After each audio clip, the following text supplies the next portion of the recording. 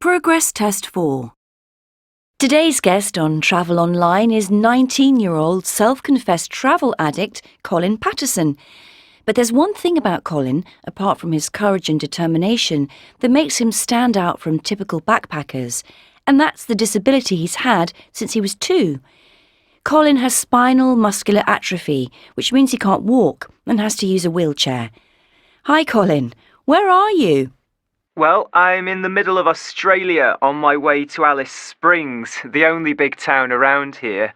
We've stopped over in a pretty remote place for tonight. I don't even know its name. Oh, that sounds seriously remote. Yeah, it's a pretty dingy, run-down place as well. We had to stop here because our car broke down. I'm getting to see the real Australia, I guess. Sure. Right, what our listeners would like to hear is your story. How have you overcome serious physical disability to become a traveller with a worldwide following on the internet? Well, I guess I don't let my limitations hold me back. If someone tells me I can't do something, that'll just make me want to do it more. I've always been like that. Some young people who use a wheelchair can lack confidence, and it's only later in life that they realise they have just as much right as everyone else to take on challenges.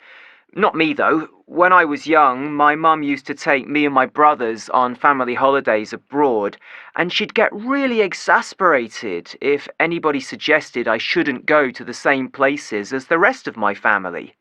So perhaps I've learned to be fearless from her. Good for you.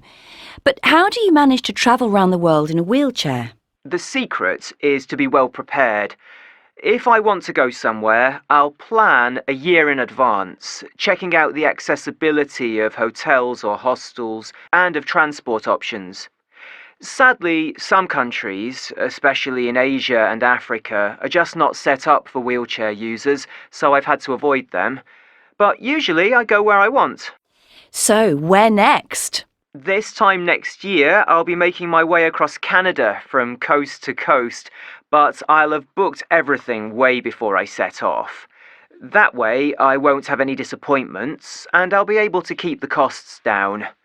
Unlike most people, I can't travel on the cheap, you see, and I have to go with a friend, or sometimes with my mum, because it's just too difficult to do everything by myself.